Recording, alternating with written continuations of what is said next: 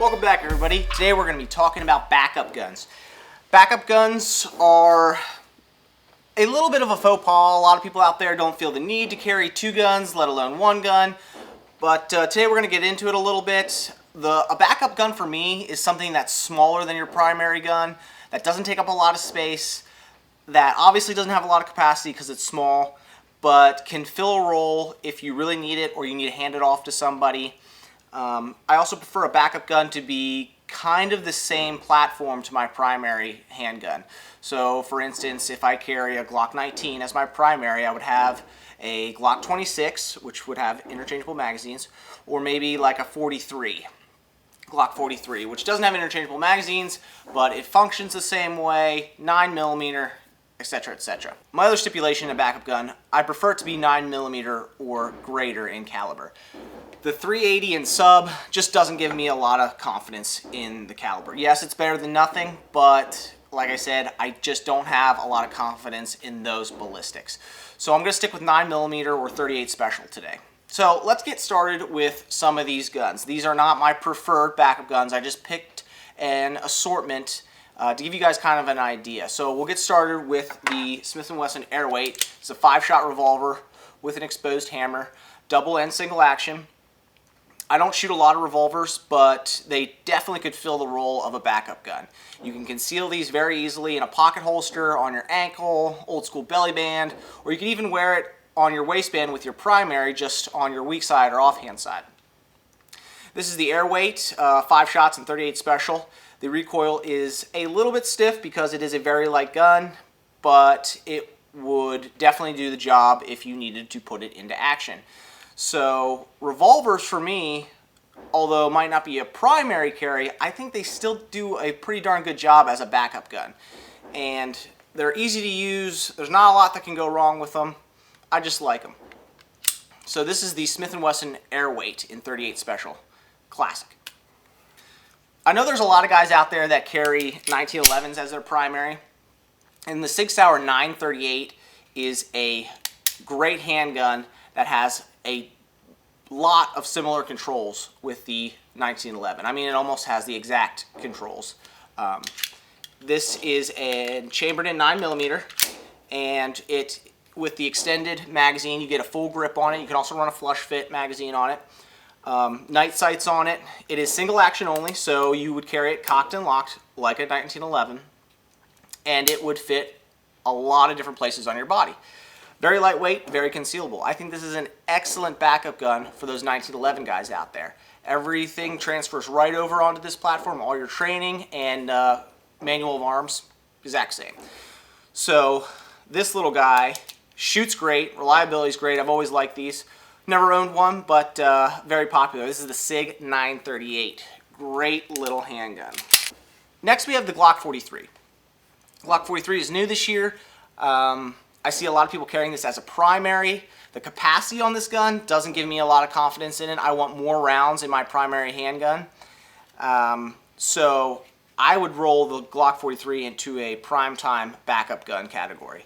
It runs just like any other Glock. Very boring, very reliable, but it is very small. You get that 9mm, which I was talking about earlier.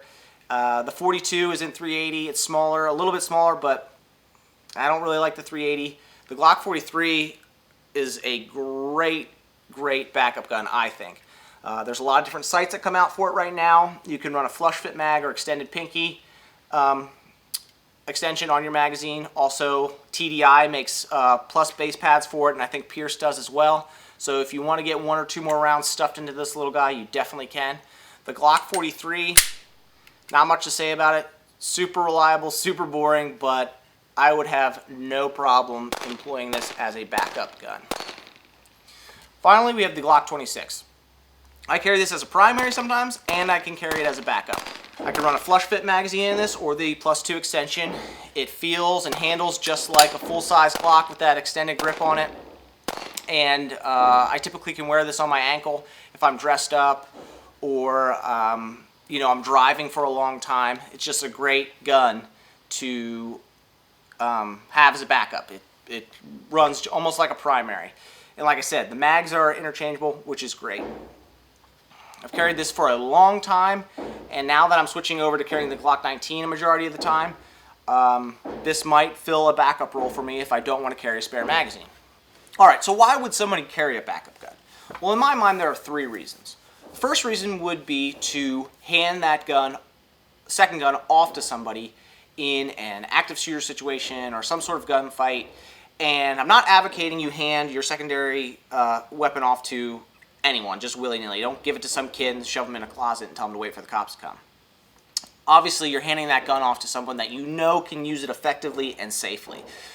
So that's one reason. People needing more guns in the fight give their secondary weapon to someone else. The only way to get more guns in a fight is to either bring more guns or have someone else bring more guns into that fight. Good guys. So that's one reason. Second reason would be for reloads. Everyone's heard of the New York reload. That's when you run your primary dry, drop it, and go to your second. Now, it is fast, provided you can get to that secondary weapon quickly. If that secondary gun is buried somewhere on your person and you can't get to it fast, it doesn't do you much good. You might as well just carry a spare mag if you know you can get to that fast. If you train with a spare mag, carry a spare mag, obviously. But if you're going to carry a second gun, and that's going to be your next form of defense, train that way. Like I said, if you can't get to it quickly or effectively, safely, then it's not going to do you much good. The New York reload is nice, but you got to train that way. The third reason someone would carry a backup gun in my mind is to be a Billy Badass. Now, I know a lot of guys that carry 3 guns, and they train that way. They're not just trying to put on a show, but there's a lot of folks out there that, you know, have 2, 3, 4 guns on their person, and they just like to flaunt it, which is fine. This is still the United States of America. You know, what do I care? Have at it. Freedom on, right? But for me, I need to have a purpose. I need to have some functionality out of carrying that second gun. So the whole I'm tough thing just doesn't really do it for me. And like I said, if that's you out there, fine. Go ahead. Do your thing.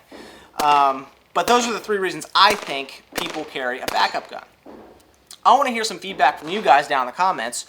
What do you guys think about backup guns? Do any of you carry a backup gun? If so, what is it? And if you had to carry a backup gun and you don't now, what would it be?